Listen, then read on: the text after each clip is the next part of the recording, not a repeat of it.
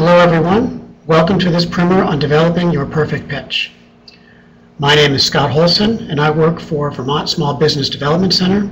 At the center, we help Vermont entrepreneurs to succeed. Creating a succinct pitch is vital to your being able to explain what you do and why you do it. The goal of the pitch is to communicate something to someone and establish yourself as being credible and capable. For most people, this is difficult to do, and probably why you're here watching and listening today. Many thanks to the folks at Vermont Investors Forum for providing the space for this and giving you an opportunity to get a leg up on how to communicate your company's vital stats. You may have already figured out that VIF has two groups of companies, presenters and innovators. Presenters are vetted and invited to present to the forum a 13-minute slideshow about their company. Innovators are invited to give a 3-minute verbal pitch to the forum. We'll be targeting this 3-minute pitch during this webinar, so let's get started.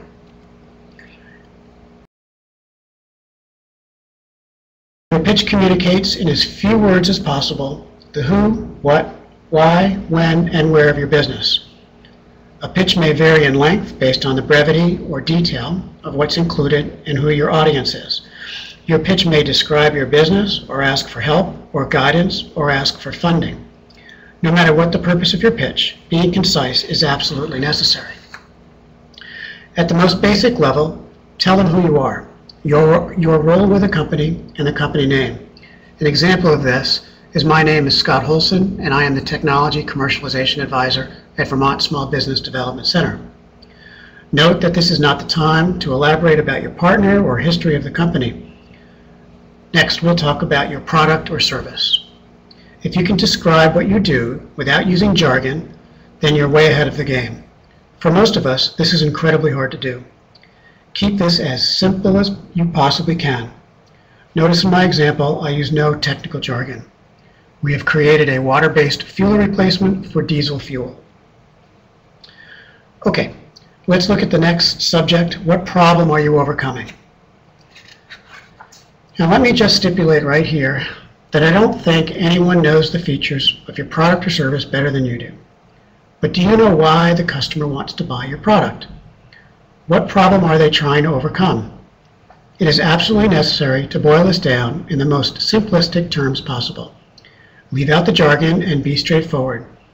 And you will want to be sure that the problem you are overcoming relates back to the previous slide of what your company does.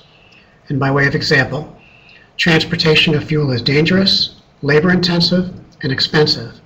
Fuel supply lines are targets for attack. All right, now let's look at the market you're going to serve. Here you'll probably want to explain to every last person who would ever want to buy your product. But please don't do that. Ideally, you want to be as generic and as broad as possible. So this is simple and brief. Our target market is the U.S. military. I know that other target markets exist, and possibly so might the person you're pitching to. But the point is that this statement clearly articulates which market you're going after right now. Okay, so let's move on to the major benefits to the market. Here you'll want to outline the major benefit that will overcome the problem. Hold back from adding every benefit that you can think of. Just list the most applicable ones. And my example for you is, our products will provide energy independence, significant cost reduction, and dramatically increase the safety of troops in the supply chain. All right, so now let's move on toward implementation, or rather, how you're going to run the business, make sales, and find customers. Essentially, how are you going to make more money than you spend? But you still need to keep it simple and brief, with just enough detail to demonstrate that you know what you are talking about, but not the full-blown marketing, business, or sales plan. So for example, it looks like this. We have attended government energy conferences and have made excellent connections who we regularly communicate with. We will sell modular water to biofuel stations that will be placed at refueling stations at base encampments. Okay, so now we get to talk about you and your team. You'll want to include your top 2 or 3 people and why they are so important. If they aren't important to your success, don't mention them. And an example of that is I have a background in biosynthesis. and have been involved in the industry for 7 years. John Smith is a PhD chemist specializing in petrochemicals. David Darling takes care of all fabrication needs, and Major Charles Woodward, retired, handles all communication with our military contacts. All right, so we're doing great so far, and now we're up to outlining your milestones. The person listening to you is amazed that you've taken on this problem and have a solution. Now it's time to tell them what you've accomplished. This builds credibility and confidence. Please remember that the purpose of this pitch is to convince someone that you are credible, capable, and that you can be trusted to follow through on whatever comes next. If you are saying to yourself that you haven't accomplished anything yet, then you're not giving yourself enough credit. You had an idea, you formulated that idea, and began to flesh it out. You developed a process, spoke to people, gained attention, and have been recognized as someone who can solve a particular problem. Speak to these ends, or really just a few of them, for the purpose of this pitch.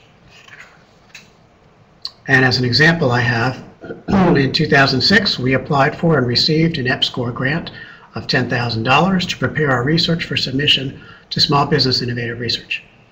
In 2007 to 2009, we submitted and won Phase 1 and Phase 2 SBIR grants through the Department of Energy for developing this innovation. We are still working within Phase 2 grant now. All right, so let's move on to your financial reality.